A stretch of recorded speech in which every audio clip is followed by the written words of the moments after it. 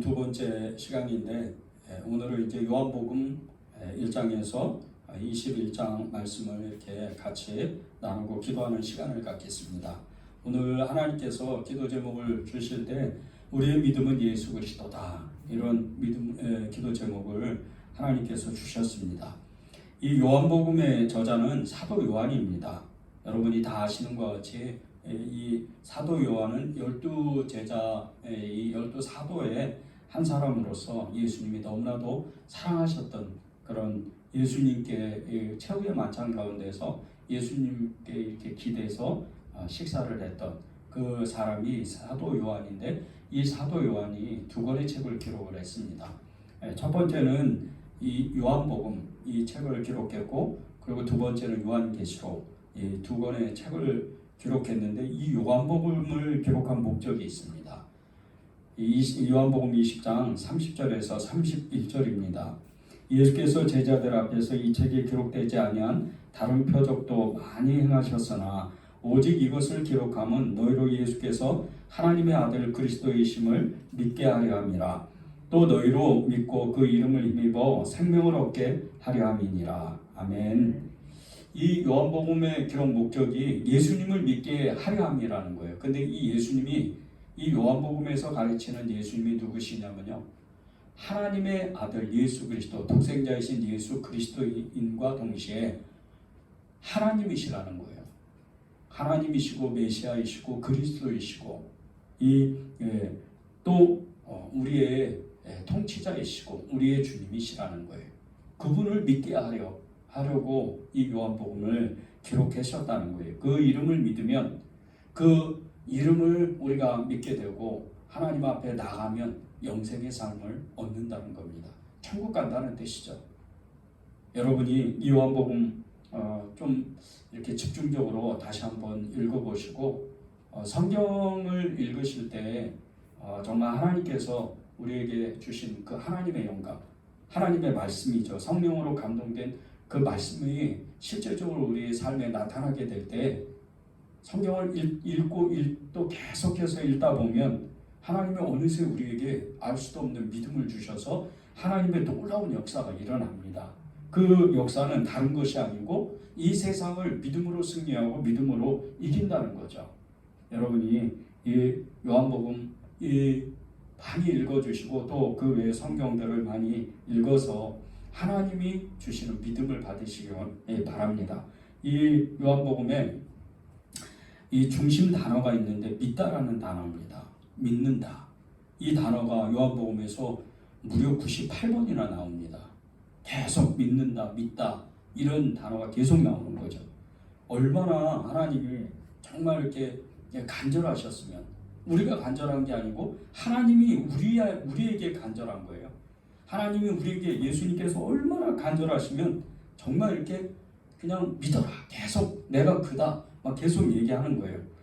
이 요한복음에는 그라는 표현이 굉장히 많이 나옵니다. 내가 그다, 내가 그니다, 그니라, 이렇게 표현을 해요. 근데 이 표현이 구약 성경에 가면요, 이 모세가 이 떨기나무 가운데에서 하나님을 만날 때 갑자기 하나님께서 목소리를 내시는데 나는 스스로 있는 자다, 이렇게 얘기를 하세요. 이 말씀과 동일한 말씀입니다.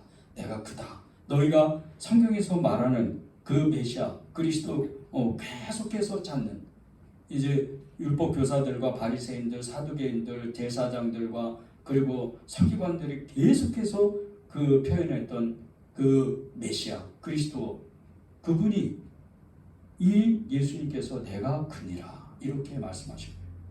그분이 이제 우리에게 오늘도 말씀하시는 겁니다. 이 요한복음의 이 수신자들은 유대인들과 유대인들 중에 개종자들, 이 사람들을 향해서 이 요한복음을 기록했습니다. 요한복음에는 또 특이한 것이 있는데, 이제 나는 무엇이다, 이런 표현이 있어요. 그것이 7번에 나오는데, 이 7가지의 표현이 요한복음 6장 35절에 나는 생명의 떡이다, 8장 12절에 나는 세상의 빛이다, 10장 7절 9절에 나는 양의 문이다, 10장 11절에 나는 선한 목자다, 11장 25절에 나는 부활이요 생명이다. 14장 6절에 나는 길이요 진리요 생명이다. 15장 1절 5절에 나는 참 포도나무다. 그러니까 나는 누구다, 나는 누구다 계속해서 이야기를 하시는데, 이 말씀만 붙잡아도, 이 7가지의 이 표현의 말씀만 붙잡아도 우리의 믿음이 알 수도 없이 정말 엄청나게 상승이 됩니다. 첫 번째 보세요. 나는 생명의 떡이다. 예수님이 생명의 떡이다. 우리가 성경을 읽잖아요. 계속 우리 은혜제일교회는 성경을 읽자고 계속 얘기하고 있습니다. 그런데 예수님이 내가 생명의 떡이니까 나를 먹어야 된다, 내 피를 마셔야 된다 계속 표현하시잖아요. 근데 예수님을 생명의 떡을 먹는다는 표현이 뭘까? 예수님이 너희가 성경을 연구하거니와 그 성경이 나를 가르침이라고 이 요한복음에서 말씀하셨어요. 너희가 성경을 배울 텐데, 너희가 성경을 연구하는데 이 대상이 누구죠? 서기관과 바리새인들, 그리고 대제사장과 율법 교사들이에요. 너희가 성경을 연구하는데, 그렇게 성경을 열심히 연구하는데 그 성경에서 가르치는 그가 나다, 예수님이다. 그런데 예수님이 제자들에게는 내가 생명의 떡이다 이렇게 얘기를 하세요. 예수님을 알려면, 예수님을 먹고 마실 때 우리는 믿음이 생긴다는 거예요. 생명이 자라난다는 거예요. 이거 한 가지만 놓고 보더라도 성경을 우리가 읽고 그 성경을 연구하게 될 때, 성경대로 살게 될 때 우리는 세상을 이길 수 있는 사람들이 되는 거예요. 이 생명의 떡이라고 그랬잖아요. 그럼 먹고 사는 문제가 결부되잖아요. 이 생명의 떡, 먹고 사는 문제를 우리가 성경을 읽는데도 해결되는 거예요. 여러분 그거 믿으세요? 이거는 초자연적인 믿음이에요. 실제 있잖아요. 오병이의 기적, 칠병이의 기적. 오병이의 기적 때 이 생선 2마리하고 보리떡 5개하고 이 오병이의 기적으로 역사를 나타냈잖아요.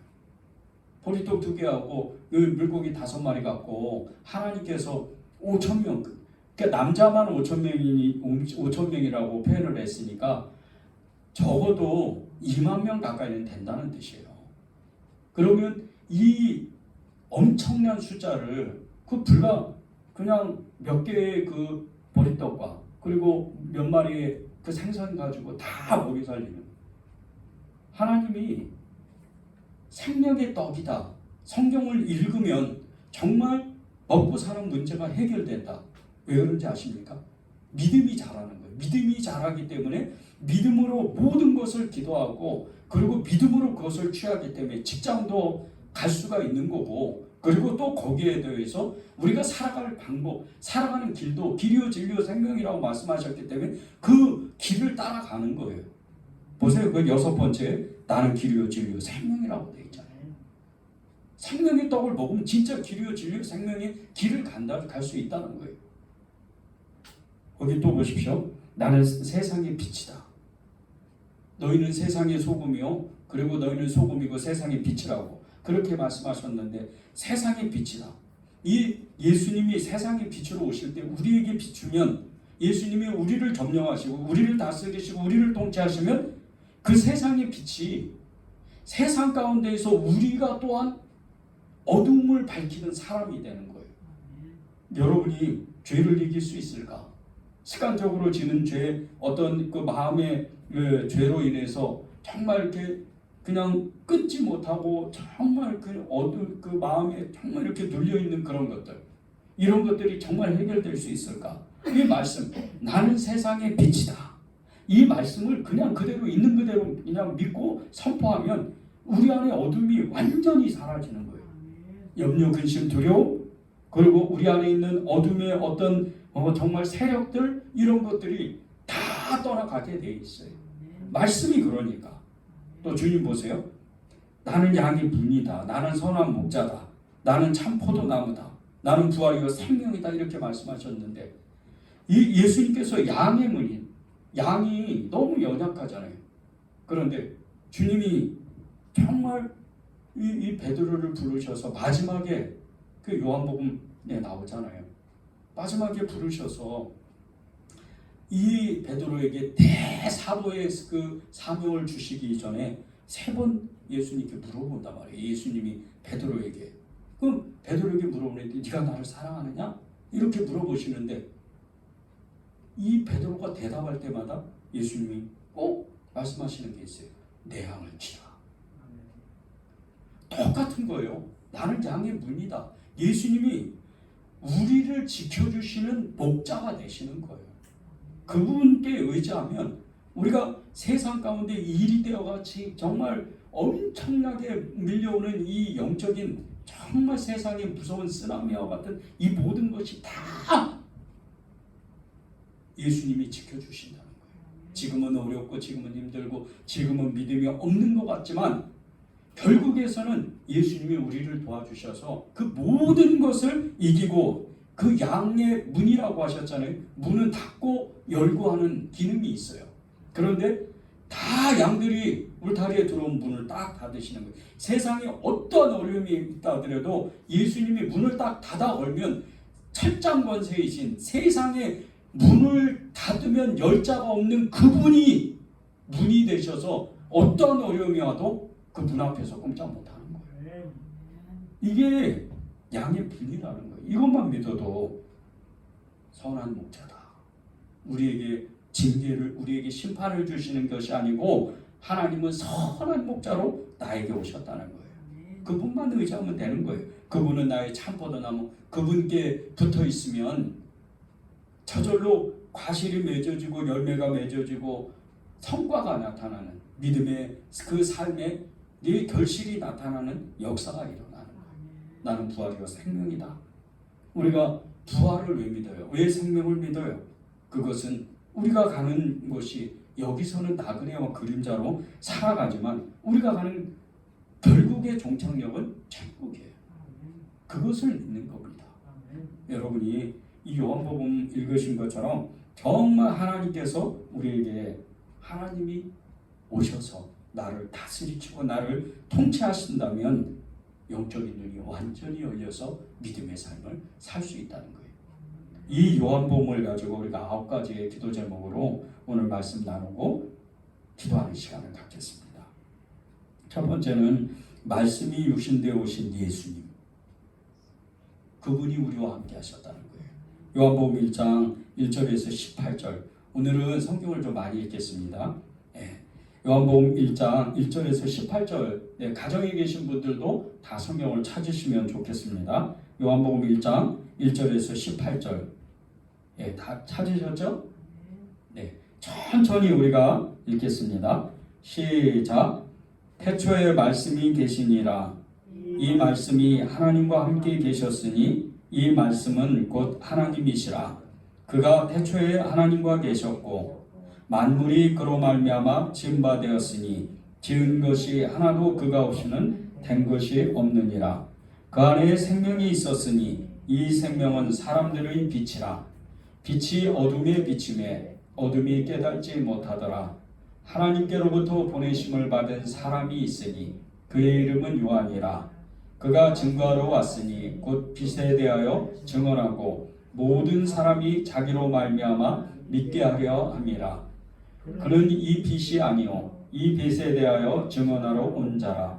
참빛 곧 세상에 와서 각 사람에게 비추는 빛이 있었나니 그가 세상에 계셨으면 세상은 그로 말미암아 지은 바 되었을 때 세상이 그를 알지 못하였고 자기 땅에 오매 자기 백성이 영접하지 아니하였으나 영접하는 자 곧 그 이름을 믿는 자들에게는 하나님의 자녀가 되는 권세를 주셨으니 이는 혈통으로나 육정으로나 사람의 뜻으로 나지 아니하고 오직 하나님께로부터 난 자들이니라. 말씀이 육신되어 우리 가운데 거하심에 우리가 그의 영광을 보니 아버지의 독생자의 영광이요 은혜와 진리가 충만하더라.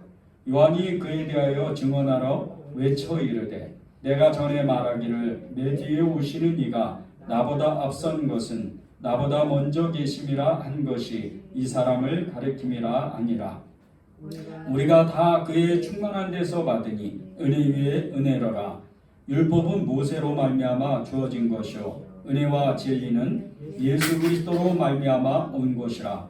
본래 하나님을 본 사람이 없을 때 아버지 품속에 있는 독생하신 하나님이 나타나셨느니라. 아멘. 이 말씀을 여러분이 나중에 이렇게 천천히 정말 이렇게 곱씹어서 소가 이 음식을 먹으면요 이렇게 소 위가 이렇게 계속 4번을 되새김질한다고 하더라고요. 그래서 이렇게 음식을 잘게 잘라서 씹어서 이렇게 소화를 시킨다고 하더라고요. 그래서 소가 그렇게 건강한가 봐요. 여러분에게 정말 이 요한복음을 읽으셨는데 이 요한복음 1장 1절에서 18절 말씀만 잘 정말 묵상하면서 하나님의 그 성령의 인도하심을 받으면서 여러분이 다시 한번 정말 이렇게 찬찬히 읽으면 너무나 놀라운 말씀이 그 안에 들어가 있어요. 3가지인데 첫 번째가 1절에 2절에 나오죠. 그 1절에 나와 있는 이 말씀과 같이 정말 태초의 말씀이 계신다. 이 말씀이 하나님과 함께 계셨다. 이 말씀은 곧 하나님이시다. 예수님이 태초에 계신 거예요. 근데 그분이 말씀이라는 거예요. 그리고 그분이 태초에 하나님과 함께 계셨다는 거예요. 이보다 엄청난 일이 없잖아요. 이보다 엄청난 일이 또 뭐가 있겠어요. 그리고 2절에 3절 보면요. 3절 4절에 보면 만물이 그로 말미암아 지은 바 되었으니 지은 것이 하나도 그가 없이는 된 것이 없느니라. 그 안에 생명이 있었으니 이 생명은 사람들의 빛이라고 했어요. 예수님이 말씀이신데 말씀이 세상을 지었다는 거예요. 여러분이 왜 성경을 읽어야 되는 줄 아십니까? 여러분이 성경을 읽으면 여러분 안에 계속 창조의 역사가 일어나요. 그 창조의 역사는 믿음입니다. 믿음은 바라는 것들의 실상이요 보지 못하는 것들의 증거다. 말씀이 계속해서 여러분 안에 역동적으로 역사하셔서 여러분이 알지 못하는 그 믿음의 역사가 여러분의 이 영혼육에 전인적으로 나타나는 거예요. 이것이 창조예요. 말씀이 그렇게 만드신다는 거예요. 예수님이 여러분 안에서 그렇게 만드신다는 거예요. 여러분이 성경을 읽을 때 여러분이 성경을 정말 사모하고 그 성경을 그대로 믿을 때 여러분이 그것을 믿을 수가 있다는 거예요. 그리고 이제 3번째는 12절에 나오는데 영접하는 자고 그 이름을 믿는 자들에게 하나님의 자녀가 되는 권세를 주신대요. 예수님이 누구시죠? 예수님이 독생하신 하나님이시라고 했어요. 독생자. 하나님의 독생자예요. 그러면 독생자면 하나님의 아들이잖아요. 그런데 오늘 12절에 보세요. 예수님을 영접하는 자는 그 이름을 믿는 자, 예수님을 영접하고 그 이름을 믿는 자들은 하나님의 자녀가 되는 권세를 주신대요.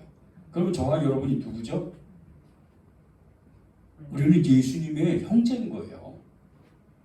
그래서 예수님이 나는 너희를 종으로 부르지 않고 친구로 불렀다 그랬어요. 종은 주인이 하는 것을 알지 못한다 그랬어요. 그런데 친구에게는 그것을 자기가 하는 일 다 알려준다 그랬어요. 얼마나 큰 권세예요 이게. 여러분이 하나님의 자녀가 되는 권세. 그러면 예수님이 말씀되어 육신되어 오시고 예수님이 말씀이시고 태초에 계셨고 예수님이 하나님이신데 예수님이 말씀으로 세상을 창조하셨어요. 여러분은 그럼 누구죠? 여러분도 또한 말씀을 받은 사람은 신이라고 그랬어요. 요한복음에 나옵니다. 이건 제가 얘기하는 게 아니에요. 여러분은 그러면 말씀을 받은 신인 거예요. 하나님과 형제인 거예요. 그러면 여러분이 가는 곳에는 어떻게 되죠? 창조의 역사가 일어나는 거예요. 그 창조의 역사가 뭐죠? 영생을 얻게 하는 복을 나눠주는 사람인 거예요. 생명을 나눠주는 사람인 거예요. 그냥 전도합시다 이게 아니에요. 전도하는 건 단순히 전도하는 게 아니에요. 하나님의 나라는 확장되고 마귀의 나라는 깨어지는 거예요. 무너지는 거예요. 창조의 역사가 일어나죠. 이 땅은 마귀가 차지한 땅이에요. 사람이 죄를 짐으로 인해서 아담이 죄를 짐으로 인해서 하나님이 허락할 수밖에 없었던 이 땅에 다시금 이제 예수 그리스도를 영접한 그 사람으로 인해서 창조의 역사가 일어나는 거예요. 어둠이 떠나고 죄가 떠나고 그 모든 세상의 슬픔과 아픔과 그 모든 연약함이 떠나가게 돼 있는 거예요. 그것이 저와 여러분에게 주시고자 하는 하나님의 은혜입니다. 그것을 누리셔야 돼요. 예수님은 태초부터 저와 여러분과 함께 계셨어요. 예레미야서에 나오죠. 태초 전에 만세 전에 내가 너를 불렀다. 내가 너를 지명해서 불렀다. 저와 여러분이 그런 존재인 거예요. 이 요한복음은 믿음을 계속 강조합니다. 내가 하나님인데, 예수님이 하나님이신데, 예수님이 천지창조주신데, 예수님이 지금도 이 세상을 다스리시는 그 전지전능하신 분이신데, 그 예수님이 나와 함께 계시는 하나님이시라는 거예요. 여러분이 그런 믿음을 받아야 돼요. 요한복음을 읽으면 읽을수록 믿음의 역사가 계속 일어납니다. 계속 요한복음을 읽으십시오. 두 번째는 예수님은 처음부터 끝까지 믿음에 대해서 말씀하셨다는 거예요. 예수님은 공생애를 시작하시면서부터 끝까지 믿음에 대해서 말씀하셨어요.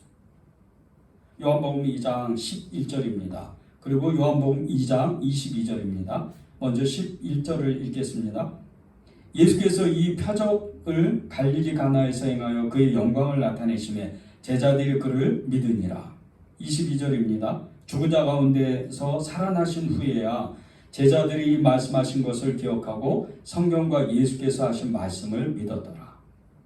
첫 번째 사건은 예수님께서 가나에서 이 혼인잔치에서 첫 표적이죠. 예수님의 공생애의 첫 표적이 나타나요. 물을 포도주로 만드는 사건이 나타나는데 이때 12명의 제자들이 아니에요. 일부의 제자들이에요.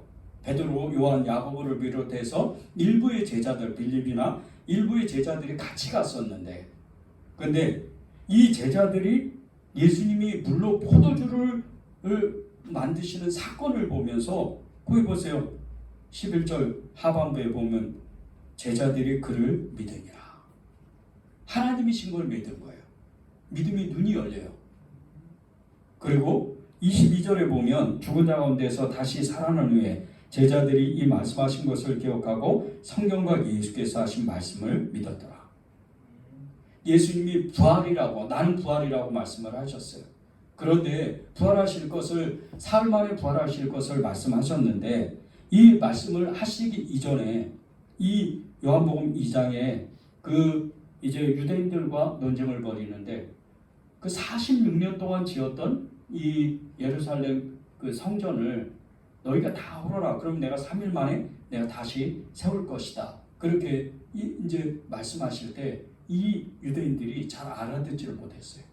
네가 아브라함보다 훨씬 나이가 30도 못 됐는데 어떻게 네가 46년 동안 지었던 것을 3일 만에 짓겠느냐. 이렇게 표현을 한 거예요. 그런데 예수님은 성전을 얘기하는 게 아니고 성전 자체이신 예수님, 당신의 3일 만에 부활할 것을 말씀하신 거예요.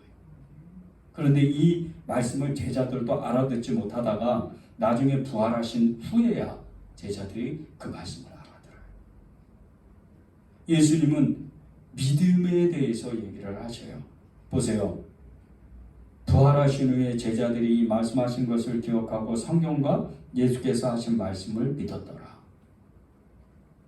저와 여러분에게 예수님은 오늘도 계속 믿음에 대해서 이야기를 해요. 믿어라. 하나님을 믿으니 나를 믿어라. 예수님은 계속해서 말씀하시는 거예요. 여러분에게 하나님은, 예수님께서는 계속해서 나를 믿으니 하나님을 믿어라. 계속해서 말씀하시는 거예요.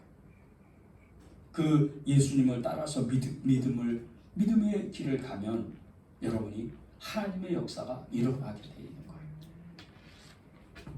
세 번째는 예수님과 함께 있을 때 믿음이 자라난다는 거예요. 요한복음 4장 39절에서 42절입니다.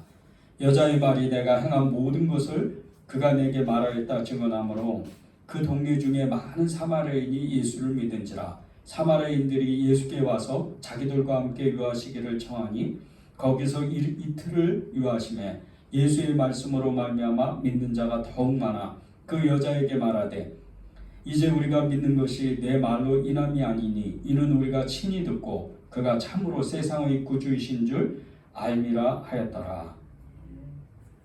예수님을 만났던 이 사마리아의 우물가의 여인, 그 남편이 5명이나 됐던 진짜 인생에 너무나 비참하게 살았던 이 여인이 오후 12시에 아무도 없는 때학빛에 진짜 그 태양에 너무 뜨거운 그 열기 가운데에서도 물을 길러 나와요. 이때 나와야 아무도 사람이 없으니까. 너무나 창피한 삶을 사니까. 그런데 예수님이 이 여인을 찾아가서 그 영생하도록 솟아나는 샘물, 네가 나를 믿었다냐, 내가 너와 얘기하는 내가 누군지를 알았다면, 그렇게 말씀하시면서 그에게 믿음을 주셔요. 그런데 그 믿음이, 이 소식을 들었던, 하나님을 만났던 이 사마리아 여인이 자기의 동네로 가서 자기가 만난 예수님을 이야기하는데, 이 사마리아 사람들이 너무나 큰 충격을 받고 예수님을 초청해서 자기들과 함께 이틀을 함께 있기를 원해요. 그래서 예수님이 이틀 동안 하나님의 말씀으로 이렇게 하나님 나라를 전하는데 믿는 사람이 엄청나게 많아지는 거예요. 여러분에게 예수님께 꼭 붙어 있어야 되는 거, 요한복음 15장에 나오죠. 나는 참포도나무요 너희는 가지야. 예수님께 붙어 있어야 되는 것은, 예수님 안에 있어야 되는 것은 믿음 때문이에요. 왜 예수님을 계속 생각하고 예수님을 계속 묵상하고 예수님 그러면서 하루에도 수백 번씩 예수님을 불러야 되느냐? 그것은 예수님을 잊지 않을 때, 예수님과 함께 있을 때 믿음이 자란다는 거예요. 예수님을 주일에만 만나면 일주일 동안은 예수님을 잊어버리잖아요.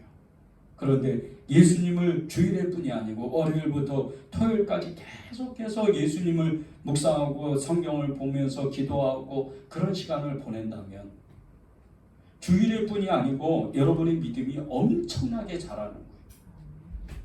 여러분의 믿음이 말할 수도 없이 자라나요. 24시간 예수님을 바라보고 예수님을 묵상하자. 이것은 놀라운 일이에요. 16세기의 성자라고 그러죠. 로렌스 형제라고. 수도원에 살던, 수도원에서 정말 그 수도원 식당에서 그냥 주방 일을 했던 사람이에요. 나이가 40이 넘어서 40살이 넘어서 수도원에 들어가서 죽을 때까지 수도원에서 살았는데, 나이가 40이 넘어서 들어간 이 사람이 했던 일들 중 하나가 아주 수도원 안에서도 허드렛 일을 하는 거예요. 그런데 수도원 안에서 그런 허드렛 일을 하면서도 이 로렌스 형제는 예수님을 묵상하기로, 예수님을 24시간 생각하기로 결단을 했어요. 그런데 그 놀라운 역사가, 그 나라의 추기경이 밤에 몰래 와서 신앙 상담할 정도로 엄청난 믿음의 명성가가 돼요. 여러분도 똑같은 거예요. 예수님께 붙어 있어야 돼요. 예수님을 묵상하고 예수님을 알기 위해서 성경을 보고 계속해서 예수님으로 기도하고 그런 시간들을 보내야 여러분이 믿음이 자랄 수가 있는 겁니다. 계속해서 예수님께 붙어 있는 그런 은혜를 누리시기 바랍니다. 네 번째는 믿음의 표적은 성령의 내주하심이라는 거예요. 요한복음 7장 38절 39절입니다.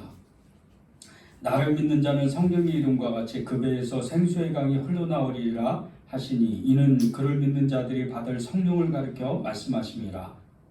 예수께서 아직 영광을 받으시지 않으셨으므로 성령이 아직 그들에게 계시지 아니하시더라. 이 요한복음 7장 38절 39절의 말씀은 예수님을 믿는 사람마다 성경의 이름과 같이 그 배에서 생수의 강이 흘러나오는데, 아직 제자들은 성령을 받지를 못해요. 그런데 실제적으로 이 예수님께서 이제 십자가의 고난으로, 십자가의 죽으심으로 사흘 만에 부활하시고 나서 제자들에게 오실 때 가장 먼저 한 일이 있어요. 숨을 이렇게 제자들에게 불어넣으시는 거예요. 성령을 이렇게 불어넣으시는 거예요. 숨을 쉬시면서 성령을 받아라. 그런데 이때 예수님이 이 성령을 제자들에게 주시고 나서 이제 하늘나라로 천국으로 승천하시고 나서 사도행전이 이어질 때 어떻게 되죠? 실제 마가이다라 광야에서 120문도가 정말 오로지 주님의 말씀의 명령에 의해서 이제 때를 기다리고 기도할 때 그 안에 있던 성령이 폭발이 되는 거예요. 엄청난 폭발이 일어나서 각 사람 머리 위에 성령의 불꽃이 일어날 정도로 엄청난 능력의 믿음의 역사, 성령의 강력한 능력이 임하는 거예요. 믿음의 표적이 일어나죠. 이 믿음의 표적은 반드시 성령으로 나타납니다.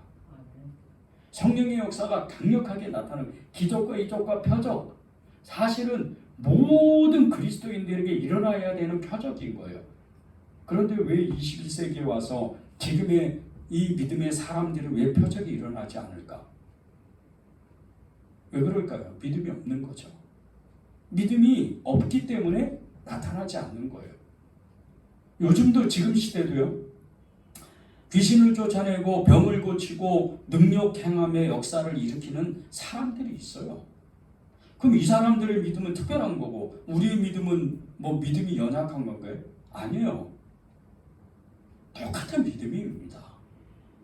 여러분에게 성령의 그 강력한 그 갈망이 있어야 돼요. 성령을 모시고자 하는, 성령을 구하고자 하는, 성령을 원하는 그런 마음이 있어야 돼요. 보세요. 나를 믿는 자는 성경 이름과 같이 그 배에서 생수의 강이 흘러나오리라. 나를 믿는 자는 그 배에서 이 생수의 강이 흘러나오는데 에스겔 선지자 이 여러 환상을 본 중에 하나가 뭔지 아십니까? 성령에 의해서 이 에스겔 골짜기에서 정말 엄청난 그 수천 명의 그 무수한 뼈들이 그냥 마른 뼈들이 있었는데 인자야 네가 말씀을 대언할 때 대언하라 할 때 이 뼈들에게 일어나 살아나리라 그렇게 했을 때 하나님의 엄청난 군대가 나타나요. 그리고 마지막으로 한 게 뭐죠? 생명을 불어넣는 거예요. 생명아 들어가라. 그럴 때 이 정말 너무나 엄청난 하나님의 기적과 같은 능력이 나타나는 거예요. 그리고 또 한 가지 에스겔 선지자가 본 게 뭐죠? 성전 문지방에서 흘러나가는 이 물이 천척을 갔을 때, 천척을 지나서 측량했을 때 발목으로 무릎으로 이 허리로 가슴으로 창이란 이 강을 이루어요. 성령의 역사가 도시를 살리는 역사가 일어나요. 실제 이 야곱이 그 12 아들을 축복하면서 요셉에게 한 축복이 뭐죠? 물가의 신기루 나무의 축복을 전해줘요. 엄청난 역사. 사람이 살아나는데 도시가 아예 살아나는 역사가 일어난다는 성령의 강력한 역사, 성령의 충만함을 받은 이 사람은 다른 사람을 살리는 역사가 일어나요. 가정은 물론이거니와 여러분 직장, 여러분의 그 동네, 이웃들, 아니 도시를 일으키는 사람도 있어요. 수많은 역사가 있습니다. 남미의 어느 도시는 한 사람의 이 전도로 인해서 남편을 잃은, 남편 목사를 잃은 그 한 사람의 이제 그 사모님, 나중에 목사님이 됐죠. 이 목사님의 그 알모론가의 그 기적, 엄청난 성령의 역사로 마약, 게임, 이런 술집이 난무하는 이런 살인이 난무하는 도시가 불과 20년 만에 범죄율이 0%가 되는, 그리고 술집이 아예 사라지고 농사를 졌는데 제가 그 사진을 보니까 엄청난 역사가 일어나더라고요. 무슨 가지인지 뭔지 모르겠는데요. 우리가 일반적으로 보는 어떤 포도나 가지 이런 게 아니에요. 엄청나게 큰 거예요. 성경에 그냥 그대로 나온 거죠. 실제 땅도 살아나는 거예요. 자연도 살아나는 성령의 역사가 일어나는 거예요. 여러분이 그것을 사모해야 돼요. 성령 충만을 구하는 거예요. 이 성령 충만은 예수님 충만이에요. 보십시오. 요한복음 7장 38절 나를 믿는 자는 성경의 이름과 같이 이렇게 시작을 해요. 나를 믿는 자, 예수님을 믿는 자는 여러분이 그런 사람들이 돼야 돼요. 그런 은혜가 임하기를 바랍니다. 다섯 번째는 믿음은 현재형이라는 거예요. 믿음은 지금이라는 거예요. 지금. 요한복음 11장 25절 26절입니다. 예수께서 이르시되 나는 부활이요 생명이니 나를 믿는 자는 죽어도 살겠고 무릇 살아서 나를 믿는 자는 영원히 죽지 아니하리니 이것을 내가 믿느냐. 마르다는 마지막 날에는 자신의 오빠인 이 나사로가 살아날 것을 믿은 사람이에요. 이 마르다가 이 마르다의 믿음은요 정말 적은 믿음이 아니에요. 생각해 보세요. 마지막 날에 무덤을 열고 자기 오빠가 살아난다는 거예요. 자기도 살아난다는 뜻이죠. 마지막 날은. 이런 믿음이 어디 있어요? 굉장히 큰 믿음이, 소중한 믿음이, 이 믿음이 작은 믿음이 아니에요. 소중한 믿음입니다. 하나님 나라를 기다리는 신앙이기 때문이에요. 그런데 이 마르다의 믿음은 미래형이에요. 나중에는 그렇게 된다는 거예요. 나중에는 그렇게 될 거라는 거예요. 그 마르다의 믿음의 고백, 신앙 고백을 듣고 주님께서는 너무 사랑하는 이 마르다에게 현재형의 믿음으로 바꿔주셔요. 거기 보십시오. 끝에 26절 끝에 보면 살아서 믿는 자는 영원히 죽지 아니하리라. 나를 믿는 자는 영원히 죽지 아니하리니 이것을 내가 믿느냐. 이렇게 말씀하세요.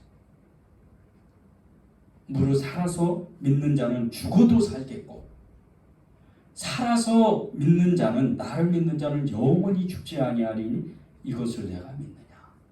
그 말씀을 하시는 거예요. 이 말씀을 들을 때 마르다가 어떻게 반응을 하겠어요? 엄청난 역사가 일어나잖아요. 나중에 실제적으로 그 오빠 나사로가 살아나고 자기 눈으로 봐요. 현재형의 그 믿음의 고백을 그걸 보는 거예요. 이때 나사로만 그냥 나는 살아났다 이러고 그렇게 믿음으로 살아가나요? 나사로의 두 동생 마르다 마리아는 그것을 현장에서 본 사람이에요. 그 주위에 있는 사람들, 이웃 사람들도 제자들도 다 그런 믿음을 받았지만 이 마르다와 마리아는 특별해요. 자기 오빠니까. 그러니까 이제부터는 나의 주, 나의 하나님이라고 고백했던 도마와 같은 고백이 나오는 거예요. 왜? 이제 봤으니까, 보고 믿는 믿음이 귀하다고 했으니까 복된 믿음으로 가는 거예요. 미래형의 믿음이 아닌 현재형의 믿음으로 마르다는 고백이 되어지는 거예요. 여러분에게 하나님이 무릇 살아서 믿는 자, 나를 믿는 자는 영원히 죽지 아니하리니 이것을 내가 믿느냐. 주님이 오늘 여러분에게 그 믿음을 주시려고 하는 거예요. 오늘 너는 내 인생이 힘들고 지치고 어렵고 삶이 공고할지라도 내가 이것을 믿느냐? 내가 너를 복을 주고 내가 너를 인도하고 내가 너를 천국으로 인도하고 내가 너를 믿음으로 모든 것을 뛰어넘고 이기게 될 수 있는 승리의 믿음, 그 믿음을 여호와니시의 그 믿음을 주는데 너는 그것을 믿느냐? 마르다에게 말씀하신 거예요. 여러분도 그것에 반응해야 되는 거예요. 계속해서 우리는 이 요한복음을 읽어나가면서 지금 믿는다는 이 단어가 무려 98번이나 나왔다고 우리가 처음에 나누었어요. 계속 믿어라 믿어라 믿어라. 예수님은 우리에게 계속 요구하시는 거예요. 지금도 마찬가지. 나중에 아니고 지금 믿어라는 거예요. 지금 믿어라. 여러분이 그런 믿음을 받아야 돼요. 여섯 번째는 하나님의 말씀대로 구하면 이루어진다는 거예요. 하나님의 말씀대로 구하는 사람은 반드시 이루어져요. 요한복음 15장 7절입니다. 너희가 내 안에 구하고 내 말이 너희 안에 구하면 무엇이든지 원하는 대로 구하라. 그리하면 이루리라. 예수님께서 요한복음 그 15장에 딱 들어오셔서 이 15장에서는 제일 먼저 말씀하시는 게 나는 참 포도나무에 너희는 가지라고 말씀하세요. 그리고 계속 가지와 이 포도나무의 관계에 대해서 말씀을 하셔요. 하나님은 농부라.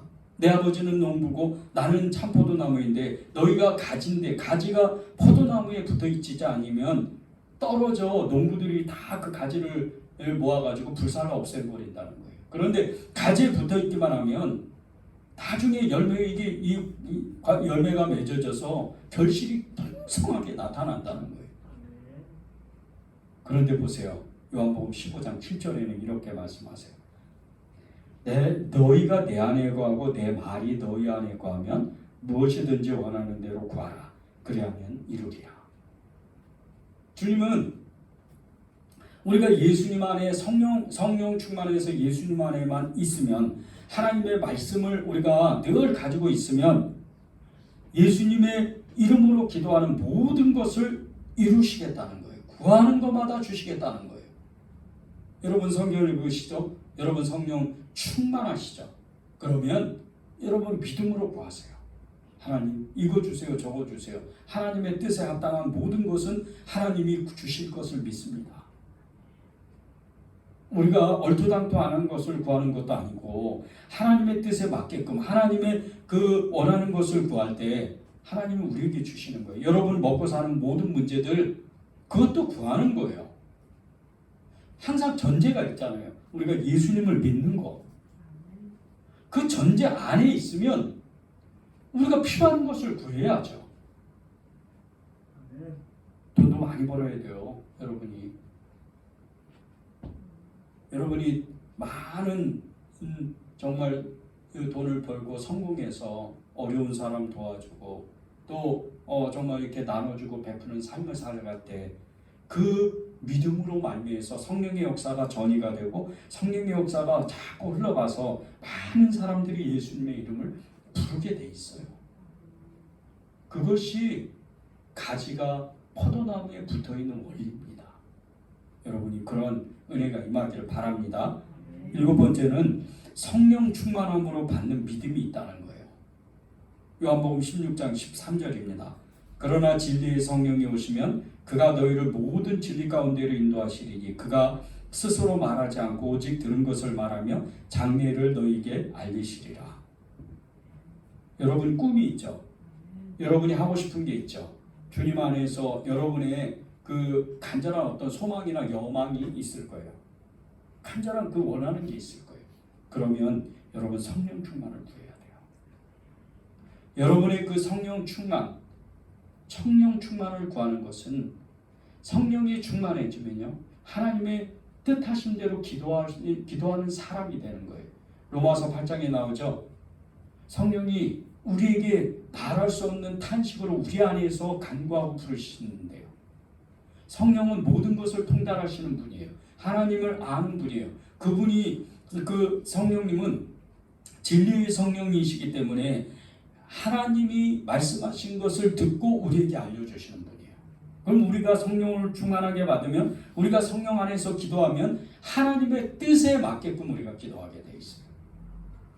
여러분이 성령 충만해서 여러분이 구할 바, 여러분의 그 미래의 모든 삶에 대해서 하나님께 간구하고 부르짖고 또 여러분이 구하는 그것이 이루어진다는 거예요. 여러분이 그런 믿음을 받아야 돼요. 8번째는 의심하지 않는 믿음을 받으려면 어떤 일을 확인하는 것도 나쁜 것이 아니라는 거예요. 의심하지 않는 믿음을 받으려면 내가 이것이 하나님의 역사일까? 하나님이 나에게 은혜를 주시는 걸까? 하나님이 나에게 일하시는 걸까? 그런 마음이 아닌 이제 자꾸 내 안에 의구심이 나고 의식이 나는 이런 믿음을 우리가 빨리 버리고 의심하지 않는 믿음을 받으려면 어떤 일을 확인하는 것도 나쁜 것이 아니라는 거예요. 그것이 요한복음 20장 26절 29절에 나옵니다. 8해가 지나서 제자들이 다시 집안에 있을 때 도마도 함께 있고 문들이 닫혔는데 예수께서 오사 가운데 서서 이르시되 너희에게 평강이 있을지어다 하시고 도마에게 이르시되 내 손가락을 이리 내밀어 내 손을 보고 내 손을 내밀어 내 옆구리에 내 손을 내밀어 내 옆구리에 넣어보라. 그리하여 믿음 없는 자가 되지 말고 믿는 자가 되라. 도마가 대답하여 이르되 나의 주님이시오 나의 하나님이시니이다. 예수께서 이르시되 너는 나를 본고로 믿느냐 보지 못하고 믿는 자들은 복되도다 하시니라. 벌하신 예수님께서 제자들이 모여있던 너무나 유대인들이 무서웠죠. 그래서 문도 다 닫았어요. 문을 다 닫아버리고 이제 제자들이 그 안에서 있는데 그 문이 닫아져 있는 상태잖아요. 그런데 예수님이 정말 갑자기 나타나셨어요. 갑자기 나타나 제자들 가운데 쓰는 거예요. 그래서 이 제자들에게 믿음을 주셨는데 이때 마침 또 도마가 그 자리에 없었어요. 그리고 나중에 이제 도마가 와서 제자들에게 형제들에게 예수님 부활하셨다 얘기를 듣는 거예요. 그때 도마가 나는 못 믿는다. 내가 내 손가락을 예수님의 그 못 박힌 그 손에 집어넣고 내 손을 정말 예수님의 그 옆구리에 창자국이 있는 그 손에 집어넣기 전에는 나는 못 믿겠다. 이렇게 얘기를 한 거예요. 그 여기 이렇게 8일이 지난 그 어느 날 또다시 제자들 사이에 예수님이 또 문이 닫혔는데 또 기적처럼 또 예수님이 또 오셨어. 그런데 나타나시자마자 오늘 요한복음 20장 이 26절 29절에 예수님이 갑자기 나타나셨을 때 제일 먼저 도마에게 물어보시는 거예요. 네 손을 이 손가락을 이 손에 집어넣고 네 손을 내 옆구리에 넣어라. 그때 도마의 눈이 확 열리는 거예요. 나의 주님 나의 하나님이십니다. 이렇게 고백하게 될 때 예수님께서 29절에 너는 나를 본거로 믿느냐 보지 못하고 믿는 자들은 복되도다 이렇게 말씀하셔요. 근데 이 말씀이 도마를 책망하는 게 아니에요. 도마에게 믿음을 더하여 주는 거예요. 우리는 이 말씀이 도마를 이렇게 책망하시나 보다 이렇게 느낄 수가 있어요. 그런데 아니에요. 예수님은 이 도마에게 정말 믿음을 주고 싶으신 거예요. 근데 도마가 어떻게 했죠? 도마가 굉장히 계산적인 사람이에요. 근데 이 도마는 부활하신 예수님을 확인하고서 믿을 때 그의 삶이 어떻게 되는 줄 아십니까? 인도에 이 복음을 전했던 사람이 도마예요. 그래서 인도의 어느 지방에 가면 100% 그리스도인, 아주 기독교 지방이 됐어요. 그런데 이 지역은요, 인도 전체에 놓고 보면 힌두교나 불교 그리고 이슬람교가 정말 이렇게 득세하는 이런 지역, 특히 힌두교 카스트 제도가 이제 한 수천 년에 걸쳐서 카스트 제도에 정말 그런 너무나 종교를 갖기, 기독교의 믿음을 갖기는 어려운 이런 나라에 이 지역에는요, 이 도마가 전한 복음 때문에 이 지역에는 다른 어떤 종교가 들어갈 수가 없어요. 얼마나 도마가 정말 믿음으로 얼마나 복음을 전해놨으면 성령의 역사가 기독교 2000년이 지나도 아직도 거기에 복음의 역사가 일어나는 거예요. 인도 전역에 1000만 명이 넘는 그리스도인이 있다 그럽니다. 우리나라보다 많아요. 이게 도마가 믿음이 없는 것 같은데 도마는 자기 손가락을 예수님의 손가락에 손바닥에 넣어보고 자기 손을 옆구리에 넣어봐야 자기는 믿겠다. 확인한 거잖아요. 여러분 믿음이 여러분 중에 그런 분들이 없을 텐데 혹시나 여러분 중에 나는 이것은 안 믿어져. 그럴 때 여러분들은 정말 하나님 앞에 씨름해야 돼요. 나는 안 믿어집니다. 나는 예수님을 믿고 싶습니다. 그리고 여러분이 적극적으로 믿음을 달라고 하나님 앞에 간구하고 여러분이 정말 여러분의 그 모든 것을 다해서 하나님 앞에 구할 때 여러분 반드시 믿음이 생겨요. 이게 도마가 있던 거예요. 도마가 누구예요? 대제자 아닙니까? 그런 대제자도 의심했단 말이에요. 여러분이 믿음이 혹시 여러분 중에 그런 분이 없는데 혹시 그런 분이 있다면 이 도마의 그 믿음을 가졌던 그 사례를 보면서 그 경우를 보면서 나도 그러면 믿음이 없다. 그러면 이 믿음을 하나님 앞에 내가 믿음의 그 눈을 열어야 되겠다 하고 결단하는 거예요. 도마와 같이 엄청 믿음의 사람이 되는 거예요.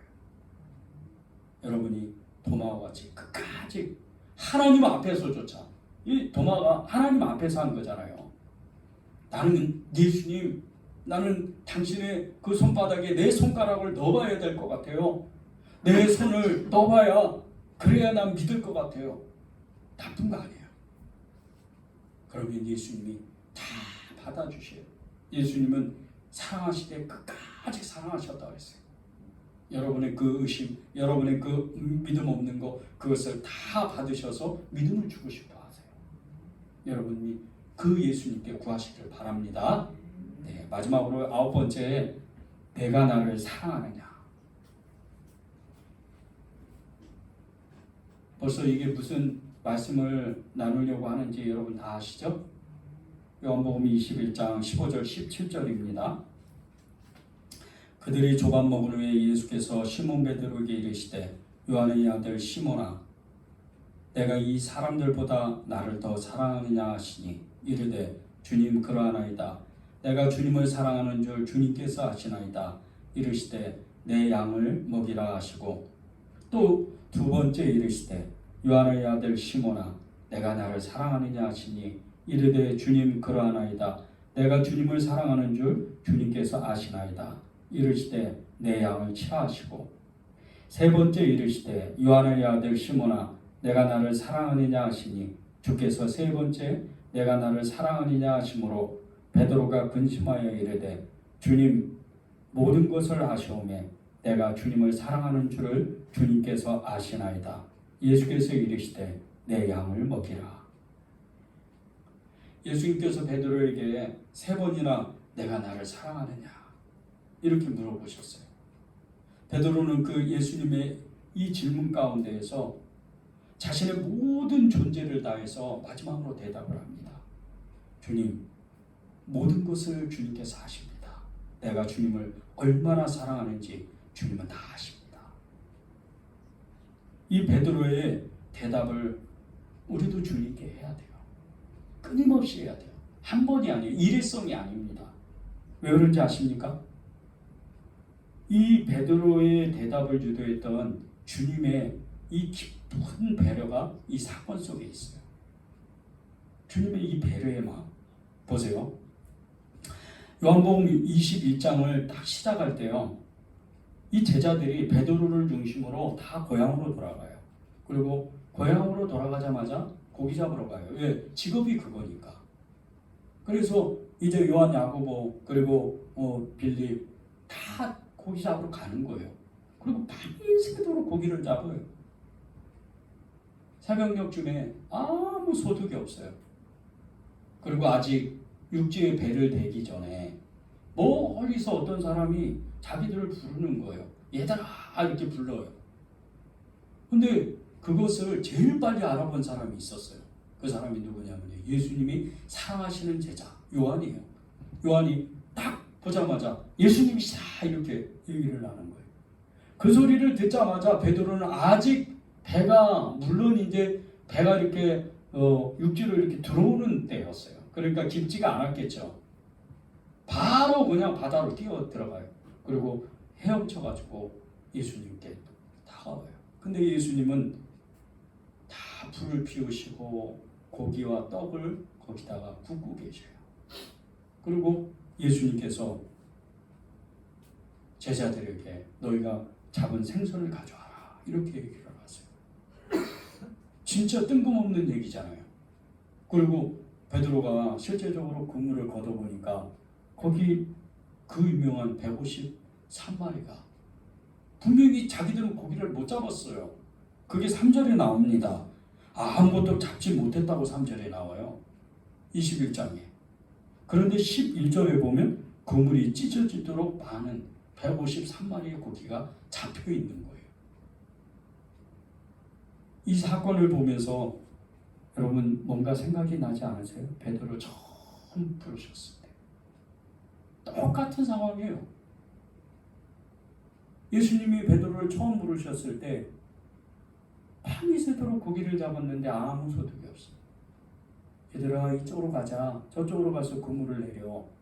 엄청나게 그물이 찢어지게끔 두 배가 요한의 배까지 찢어지게끔 많은 고기를 잡아요. 그때 베드로가 어떻게 대답을 하죠? 예수님 보고 주여 저는 죄인이로소이다. 저를 떠나소서. 그리고 제자가 돼요. 그물을 버리고. 이 요한복음 22장 상황은요, 이 사건을 만든 것은 예수님이 이 베드로가 얼마나 하나님을 사랑했고 예수님을 사랑했고 너의 그 부르심이 어떤 건지를 다시 한번 리바이벌 하시는 거예요. 내가 나를 사랑하느냐. 처음 내가 불렀을 때 내가 너를 그렇게 사랑하고 너도 나를 사랑했는데 네가 조금 며칠 전에 그렇게 나를 부인하고 욕까지 가고 저주까지 해서 떠나가서 네 마음이 상할 대로 상해 있던 그 마음, 그런데 너는 여전히 나를 사랑했던 그 마음, 그걸 깨우시는 거예요. 네가 나를 사랑하느냐. 저와 여러분에게도 똑같은 거예요. 내가 나를 사랑하느냐. 그럴 때 우리도 베드로처럼 고백하는 거예요.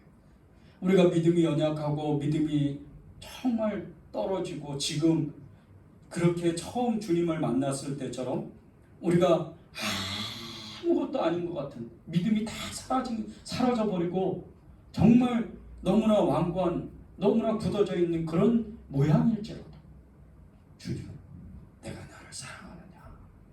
그렇게 물으실 때 주님, 모든 것을 아시오매 제가 주님을 사랑하는 줄 주님께서 아십니다. 이렇게 고백해야 돼요. 내가 나를 사랑하느냐. 주님, 네, 제가 주님을 사랑하죠. 저는 주님을 사랑합니다. 여러분의 믿음이 없고 여러분의 믿음이 떨어진 한이 있어도 그 어떠한 경우에도 주님, 제가 주님 사랑해요. 그렇게 고백해야 돼요. 요한복음 1장에서 21장의 모든 그 말씀은 우리가 처음 시작할 때 그랬잖아요. 무려 98번이나 믿으라고. 예수님이 우리의 하나님이고 예수님이 우리의 주인이시고 예수님이 우리의 생명이고 떡이고 예수님이 우리의 빛이시고 예수님이 우리의 통치하심이시고 통치자시고 예수님이 우리의 능력이시고 예수님이 우리의 힘이시고 예수님이 우리의 믿음이시다는 거예요. 그분을 믿는 거예요. 여러분이 그런 은혜가 있기를 바랍니다.